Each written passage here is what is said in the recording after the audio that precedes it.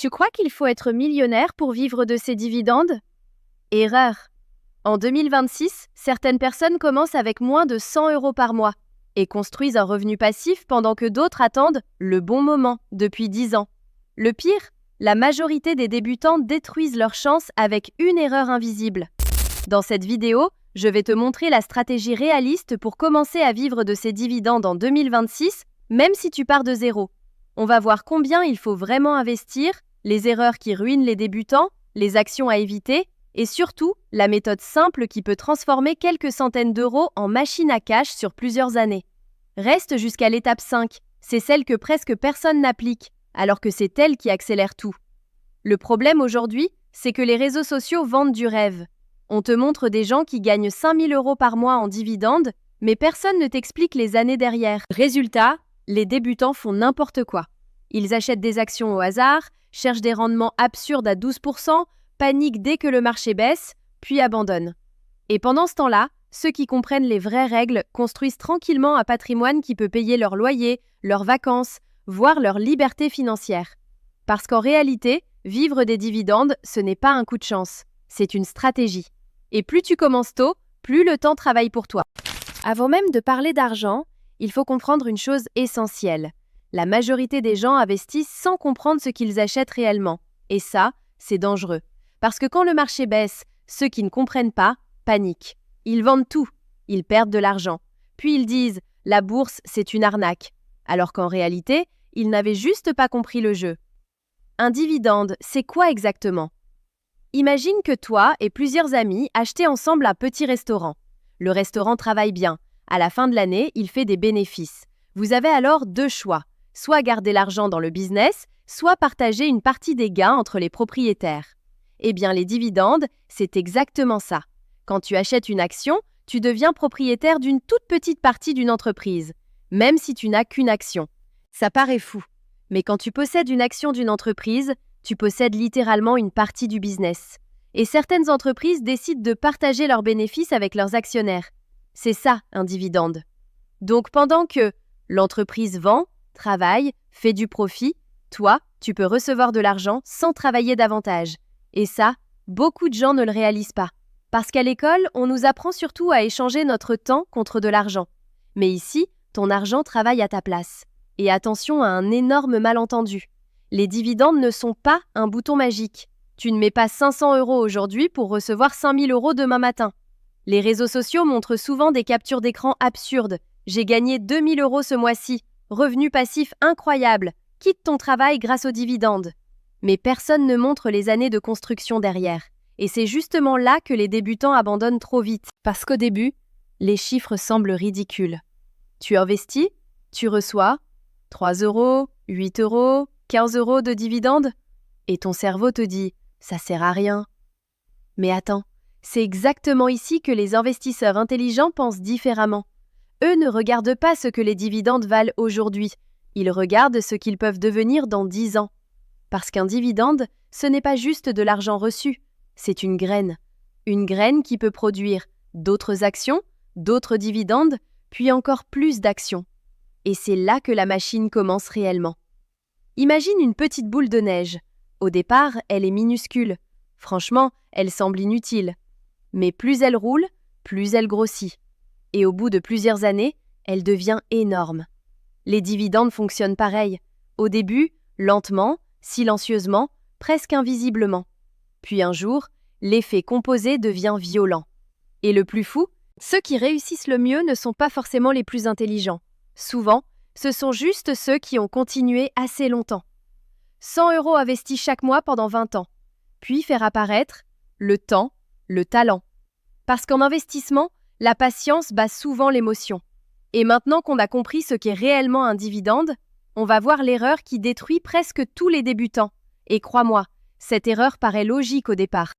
Maintenant qu'on a compris ce qu'est réellement un dividende, on va parler de l'erreur qui détruit la majorité des débutants. Et le pire, c'est que cette erreur semble intelligente au départ. Quand quelqu'un découvre les dividendes, son premier réflexe est presque toujours le même. Il ouvre une application d'investissement, il regarde les actions et il cherche le plus gros pourcentage possible. 6%? Pas assez. 8%? Intéressant. 12%? Là, le cerveau commence à exploser. Et c'est exactement là que beaucoup tombent dans le piège. Parce qu'un énorme rendement peut parfois être un signal de danger. Imagine une boutique dans une rue. D'habitude, tous les magasins vendent leurs produits à des prix normaux. Et soudain, un magasin affiche tout à moins 90%. Ton premier réflexe, c'est quoi? Tu crois avoir trouvé une affaire incroyable. Mais parfois, les prix sont cassés parce que le magasin est au bord de la faillite. Et en bourse, c'est pareil. Beaucoup de débutants pensent « plus le dividende est élevé, mieux c'est ». Alors qu'en réalité, certaines entreprises affichent des rendements énormes parce que leur action s'est effondrée. Et quand une entreprise va mal, il y a un moment où elle n'a plus assez d'argent pour continuer à payer ses actionnaires. Résultat, le dividende est réduit ou complètement supprimé.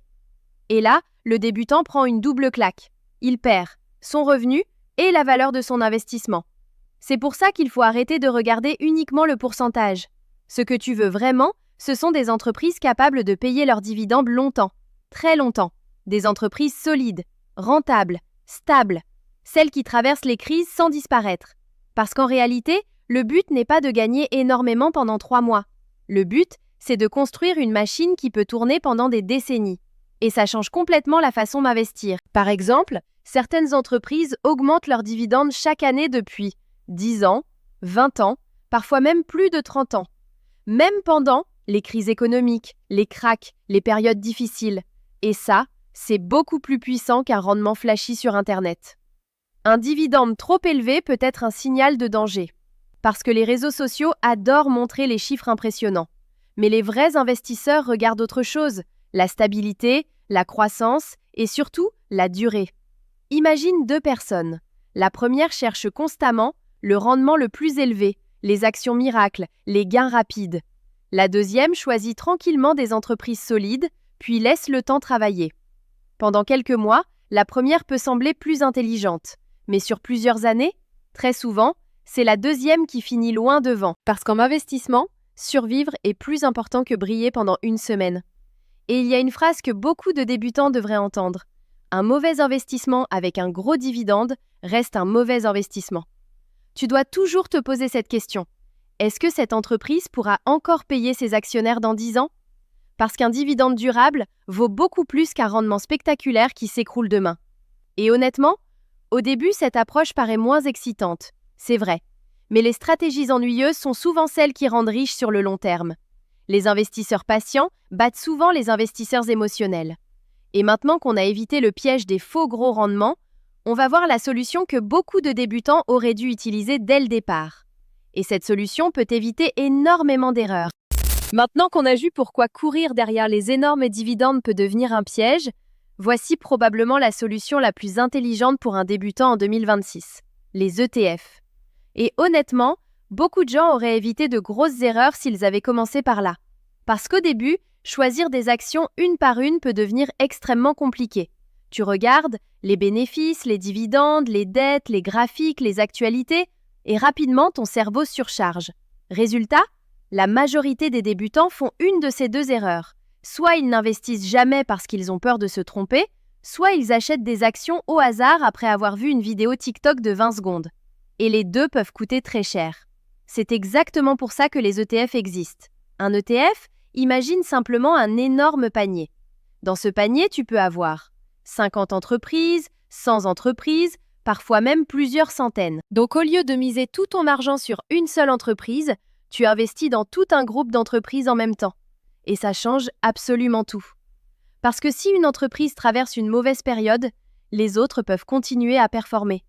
Tu réduis énormément le risque. Et ça, les débutants le sous-estiment complètement. Imagine 2 personnes. La première met tout son argent sur une seule action parce qu'elle pense avoir trouvé la pépite. La deuxième investit dans un ETF regroupant des dizaines d'entreprises solides. La première peut gagner très gros, mais elle peut aussi se faire détruire par une seule mauvaise décision. Alors que la deuxième construit quelque chose de beaucoup plus stable. Et en investissement, la stabilité est souvent sous-estimée. Parce que le vrai danger, ce n'est pas seulement de perdre de l'argent. Le vrai danger, c'est de paniquer et abandonner. Et les ETF aident énormément à éviter ça. Pourquoi? Parce qu'ils sont beaucoup plus simples psychologiquement. Tu n'as pas besoin d'être un expert de Wall Street. Tu n'as pas besoin d'analyser des bilans pendant 8 heures. Tu n'as pas besoin de prédire quelle entreprise sera la prochaine superstar. Tu construis simplement une exposition large, puis tu laisses le temps faire son travail. Et c'est là que beaucoup comprennent enfin une chose essentielle. Les meilleurs investisseurs ne gagnent pas forcément parce qu'ils sont plus intelligents. Souvent, ils gagnent parce qu'ils évitent les grosses erreurs émotionnelles. Investir sans stress, chercher le coup parfait. Parce qu'au début, ton objectif n'est pas de battre tous les investisseurs du monde. Ton objectif est beaucoup plus simple, rester dans le jeu suffisamment longtemps. Et les ETF sont puissants pour ça. Par exemple, certains ETF regroupent des grandes entreprises américaines, européennes, mondiales, et certaines versent même des dividendes réguliers. Donc pendant que ces entreprises vendent, grandissent, génèrent des profits, toi, tu peux recevoir une partie de ces revenus à travers ton ETF. Et honnêtement, pour énormément de débutants, c'est probablement une meilleure stratégie que de vouloir devenir trader du jour au lendemain. Parce qu'on nous vend souvent l'idée que l'investissement doit être compliqué pour fonctionner, alors qu'en réalité, les stratégies les plus simples sont parfois les plus efficaces. Et il y a une erreur énorme que les gens font. Ils veulent être experts avant de commencer, alors qu'en investissement, on apprend énormément en avançant. Le temps sur le marché, essayez de prévoir le marché. Parce que personne ne peut prédire parfaitement les crises, les cracks, les hausses ou les baisses. Mais ce que tu peux contrôler, c'est ta régularité, ta patience et ta discipline. Et les ETF rendent cette discipline beaucoup plus facile. Maintenant, il y a encore quelque chose que la majorité des débutants ne comprennent pas. Même avec de bons investissements, beaucoup ralentissent leur progression sans le savoir. Et l'étape suivante est probablement celle qui crée les plus grosses différences sur le long terme. Si cette vidéo t'aide à y voir plus clair sur ton argent, abonne-toi. Je publie chaque jour des stratégies concrètes comme celle-là pour que tu n'aies plus jamais à improviser avec tes finances. Maintenant, on arrive probablement à l'étape la plus sous-estimée de toute cette stratégie. Et pourtant, c'est souvent ici que les grosses fortunes commencent réellement à se construire. Le réinvestissement des dividendes. Au début, beaucoup de débutants font une erreur très logique. Ils reçoivent leurs premiers dividendes, puis ils les dépensent immédiatement. Un restaurant, un abonnement, un achat inutile, une petite récompense. Et honnêtement, psychologiquement, c'est normal. Parce que recevoir ces premiers dividendes donne une sensation incroyable. Tu regardes ton compte et tu vois de l'argent tomber sans avoir travaillé plus. Et ton cerveau se dit « Enfin, ça marche ». Mais les investisseurs expérimentés pensent différemment. Eux ne regardent pas seulement l'argent reçu aujourd'hui. Ils regardent ce que cet argent peut devenir demain. Et c'est là que la magie commence réellement. Imagine une petite boule de neige au sommet d'une montagne. Au départ, elle est ridicule. Franchement, elle semble presque inutile. Mais plus elle roule, plus elle récupère de neige. Puis elle grossit. Puis elle accélère. Puis elle devient énorme. Les dividendes fonctionnent exactement pareil. Quand tu réinvestis tes dividendes, il se passe quelque chose de puissant. Tes dividendes servent à acheter de nouvelles actions ou plus de parts d'ETF. Et ces nouvelles actions génèrent elles-mêmes de nouveaux dividendes qui rachètent encore plus d'actions, qui produisent encore plus de dividendes. Et là, la machine commence à s'auto-alimenter. C'est ça que beaucoup de gens ne comprennent pas au début. Les premiers dividendes ne sont pas impressionnants, mais ils deviennent dangereux avec le temps. Parce que l'effet composé ne grandit pas de manière normale, il accélère. Et au début, cette accélération est presque invisible. C'est exactement pour ça que beaucoup abandonnent trop tôt. Ils regardent leurs résultats après, 3 mois, 6 mois, 1 an, et ils disent « ça va trop lentement ». Mais les investisseurs patients savent une chose, les premières années servent surtout à construire la machine. Et plus tard, la machine commence à produire beaucoup plus vite. Les premiers 1 000 € sont les plus difficiles, parce qu'au début, chaque euro investi demande énormément d'efforts. Mais ensuite, tes investissements commencent eux-mêmes à participer au travail, et c'est là que l'investissement devient fascinant. Imagine ceci, tu plantes un arbre. Pendant longtemps, presque rien ne se passe. Tu l'arroses, tu attends, tu continues, et extérieurement, ça semble lent. Mais sous la terre, les racines se développent. Puis un jour, la croissance accélère. Les dividendes composés fonctionnent pareil. Le problème, c'est que la majorité des gens veulent des résultats immédiats. On vit dans un monde où tout doit être instantané. Vidéos courtes, livraison rapide, gratification immédiate. Mais la richesse durable fonctionne différemment. Elle récompense surtout la patience, la constance et le temps. Et honnêtement, c'est parfois ennuyeux. Oui, il n'y a pas toujours d'adrénaline, d'excitation ou de gains spectaculaires du jour au lendemain. Mais souvent, les stratégies ennuyeuses sont celles qui créent les meilleurs résultats sur 20 ans. L'argent réinvesti aujourd'hui peut travailler pendant des décennies. Parce qu'à partir d'un certain moment, tu n'es plus le seul à investir. Tes dividendes investissent aussi avec toi. Et ça change complètement le jeu. C'est exactement là que certaines personnes commencent à voir leurs revenus passifs accélérer beaucoup plus vite que prévu. Pas parce qu'elles ont trouvé une méthode secrète, mais parce qu'elles ont laissé le temps et les intérêts composés faire leur travail. Et maintenant, on arrive à une étape encore plus importante psychologiquement. Parce que même avec une bonne stratégie, la majorité des gens abandonnent juste avant que les vrais résultats apparaissent. Maintenant, on arrive probablement au point le plus difficile de toute cette stratégie. Et honnêtement, ce n'est pas une question d'argent. Ce n'est même pas une question d'intelligence. C'est une question de patience. Parce que le plus grand ennemi des investisseurs débutants, ce n'est pas le marché, c'est leur propre cerveau. Aujourd'hui, on vit dans un monde ultra rapide. Tout doit aller vite. Les vidéos, les résultats, l'argent, les succès. Les réseaux sociaux nous montrent des gens qui deviennent riches en quelques semaines. Et sans t'en rendre compte, ton cerveau commence à croire que la richesse normale devrait arriver rapidement. Alors quand quelqu'un commence à investir sérieusement, il fait souvent la même erreur. Il regarde son portefeuille, tous les jours, parfois toutes les heures. Et dès qu'il voit du rouge, une baisse, une correction, il panique. Parce qu'émotionnellement, voir son argent descendre fait mal, même quand c'est normal. Et c'est exactement ici que beaucoup abandonnent. Pas parce que leur stratégie était mauvaise, mais parce qu'ils attendaient des résultats trop rapides. Imagine un agriculteur. Il plante une graine aujourd'hui, puis demain matin, il retourne voir le champ, et il crie « Pourquoi il n'y a toujours rien ?» Ce serait absurde, parce qu'il comprend que certaines choses ont besoin de temps. Mais en investissement, beaucoup de gens oublient complètement cette logique.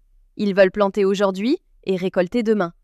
Alors que les dividendes récompensent surtout la durée, la discipline et la constance. Et c'est là que les investisseurs patients deviennent dangereux, parce qu'eux comprennent quelque chose que la majorité ignore. Le temps peut devenir plus puissant que le montant investi. Le temps est l'arme secrète des investisseurs. Imagine 2 personnes. La première investit 10 000 € une seule fois, puis arrête complètement. La deuxième investit seulement 100 € chaque mois, pendant 15 ou 20 ans. Au début, la première semble largement devant, mais avec le temps, la régularité peut finir par écraser le talent ou les gros départs. Parce qu'en investissement, les petites actions répétées deviennent gigantesques avec les années. Et c'est ça que beaucoup de débutants ne réalisent pas.